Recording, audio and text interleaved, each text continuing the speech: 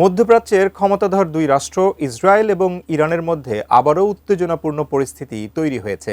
যে কোনো সময় ইসরায়েলের উপর হামলা চালাতে পারে ইরান। কিন্তু জুনের যুদ্ধের পর হঠাৎ আবার কেন দুই দেশের মধ্যে এই উত্তপ্ত পরিস্থিতি? বিস্তারিত শিহাব ইসলামের ডেস্ক রিপোর্টে।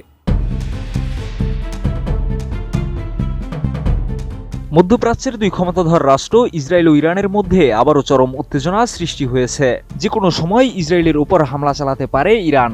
আর এই পরিস্থিতি এমন এক সময় তৈরি হয়েছে যখন জুন মাসে চলা সামরিক অভিযান শেষ হওয়ার পর ইরান তার ব্যালিস্টিক ক্ষেপণাস্ত্র কর্মসূচি পুনরায় শক্তিশালী করতে মরিয়া হয়ে উঠেছে।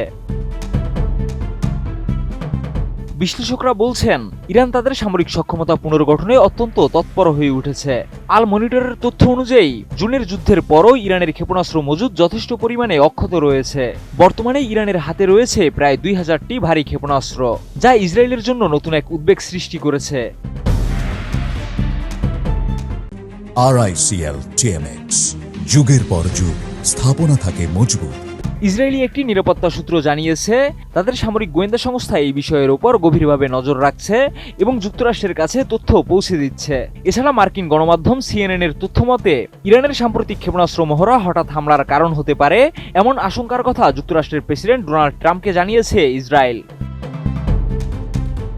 তবে ইউরেশিয়া গ্রুপের ইরান বিষয়ক বিশ্লেষক গ্রেগ ব্রু বলছেন, ইরান তার ক্ষেপণাস্ত্র উৎপাদন ক্ষমতা পুনর্গঠন করছে। জুনের যুদ্ধের পর এই পদক্ষেপ নেওয়া দেশটির জন্য অপরিহার্য ছিল, কারণ ইরান তাদের অবস্থান শক্তিশালী করতে চাচ্ছে।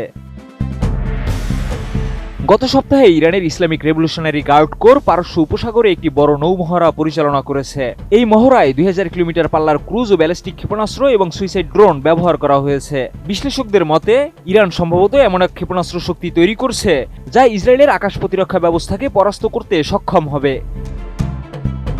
ইসরায়েলের সাম্প্রতিক হামলায় ইরান ক্ষতিগ্রস্ত হলেও বিশ্লেষকরা বলছেন, ইরানের ক্ষেপণাস্ত্র কর্মসূচিতে স্থায়ী কোনো ক্ষতি হয়নি। ওয়াশিংটন ইনস্টিটিউটের সিনিয়র ফেলো ফারজিন নাদিমি জানান, ইসরায়েলি হামলায় ইরানের অন্তত 15টি প্রধান ক্ষেপণাস্ত্র শিল্প কমপ্লেক্স এবং 15টি ক্ষেপণাস্ত্র ঘাঁটি ক্ষতিগ্রস্ত হয়েছে। তবে ইরানের মাটির নিচে থাকা সুরক্ষিত অবকাঠামো এই হামলার প্রভাবকে অনেকটা কমিয়ে দিয়েছে। এছাড়া ইরানের কর্মকর্তারা দাবি করেছেন, তাদের ক্ষেপণাস্ত্র ক্ষমতা এখনও অক্ষত রয়েছে এবং ভবিষ্যতে যে কোনো হামলার প্রতিশোধ নেওয়ার জন্য তারা প্রস্তুত।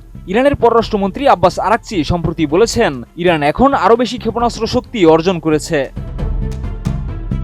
শিহাব ইসলাম, ATN নিউজ।